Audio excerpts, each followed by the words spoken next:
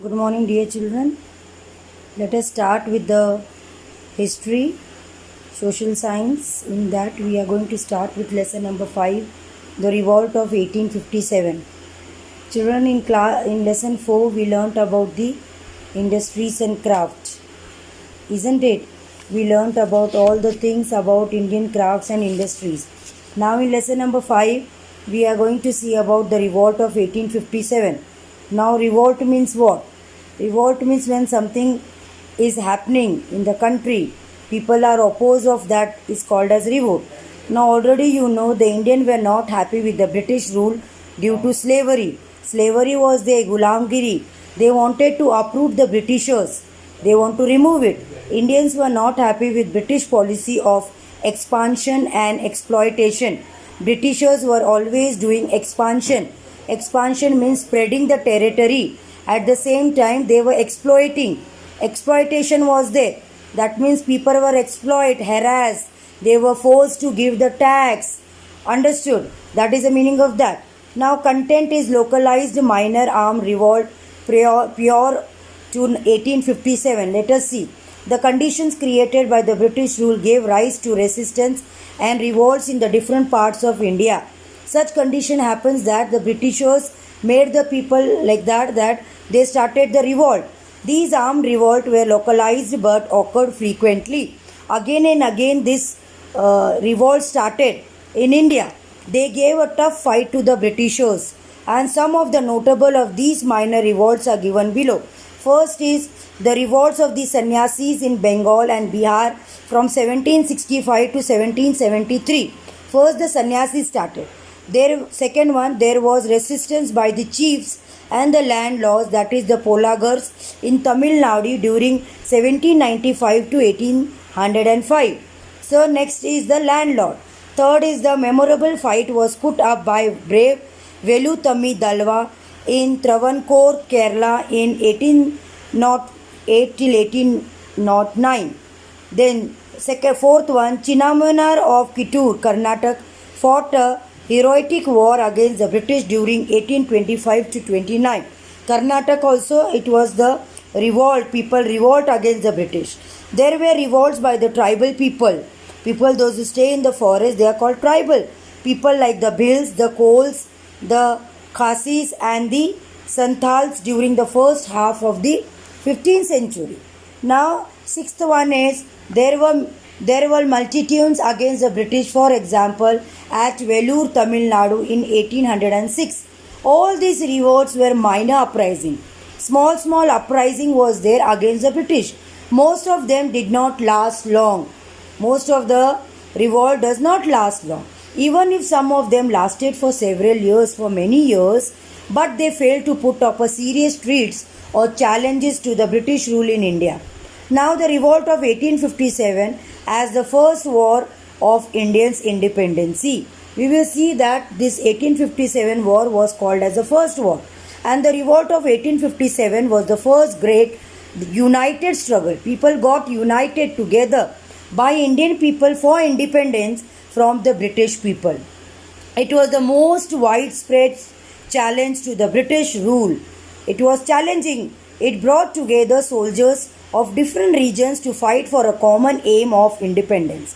Everyone were together because they want independence in India. So all the Indians are together against the Britishers. Many native rulers and chiefs of different states got united and fought against the foreign rules. Many sections of Indian society, landlord, peasants, artisans, scholars, etc. joined the revolt. They started this revolt together. Now they are not individual fight. Now the fight is together. All the Indians are together, the rulers and the soldiers and every king and everyone want the revolt, and everyone want that the Britishers should be thrown out of our country. Now, cause of the revolt of 1857. Why this revolt of 1857 caused? First is the political cause, second is the economic. This we are going to see. Political cause is the Indian ruler were upset by the doctrine of Lapsi, policy of Lord Dalhousie. 8 states were captured, annexed in 8 years under this policy. Under the policy of Dalhousie, that is doctrine of the Lapsi policy, all the 8 states were what? They were annexed, they were captured by the British. Nana Sahib was the adopted son of Baji Rao II. Lord Dalhousie stopped his pension. They don't want adopted son. If it is king's own son or the ruler's own son, then only they will get the pension. So Rani Lakshmi Bai of Jhansi was not allowed to adopt the son. Here again Rani Lakshmi Bai was also not allowed. So Jhansi was also captured by the British. Then Bahadur Shah, that second Zafar, was the last Mughal emperor of Delhi. The Britishers were no more ready to consider him as an emperor. They had no respect for him. So he is also against the Britishers. Awadh was annexed, means it is removed by Lord Dalhousie. The reason given by poor administration by the Nawab. In this way, the British policy has turned many Indian rulers and people against the foreign rule, that is the Britishers. Next, we are going to see about the economic cost. The resources of India was exploited for the goods of the British people and growth of industries in Britain. Whatever the Indians were having, they were taking and giving to the Britain. Raw materials were exported and finished goods were imported.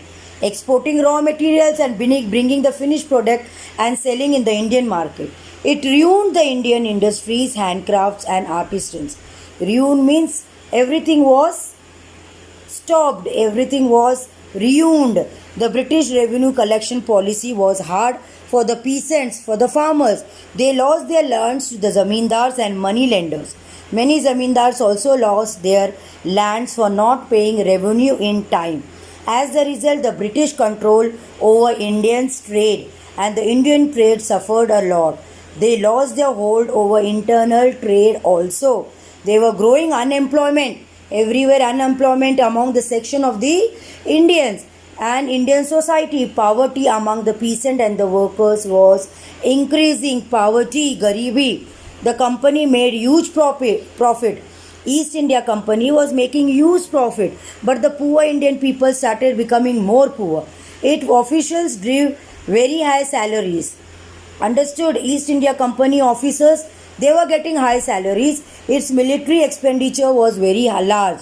These were some of the economic cause of dissatisfaction and unhappiness among the Indians. Now next is the social and the religious cause.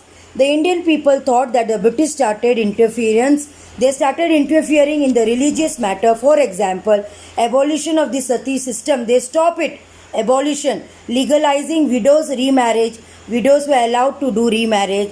And stopping female infanticide were considered as an interference in the religious practice. So these are all the things which the Britishers started. So the British introduced the railways in the country and people of the high and the low caste could use them on the equal basis. So poor can also go and rich can also go. But these steps of the government were looked upon with suspicious by the Indians. Indians don't like that everyone should go. The British government paid no regards to the religious beliefs of the Indian people. They were not considering the religious belief of Indians, and the Christian priest criticized Indian customs. Indian customs, Indian ki Sanskriti was what? They were criticizing, saying bad things. The Christian missionaries were converting the Indians, that is Hindus and others, into Christians, and it created rage in the minds of the people. People got very angry because they started converting. The British also followed a policy of racial discrimination. They started Hindu, Muslims, all this. The British officials always considered the Indians much inferior to them. Apne se kam, inferior to them. And then they did not mix with them. Indians and Britishers were not mixing with them.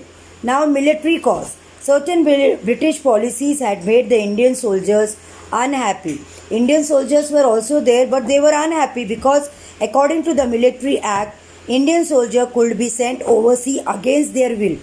Against the will of Indians, the soldiers were sent overseas, means foreign countries. The English officers used to abuse, tell bad things, bad words to the Indian soldier during the parade.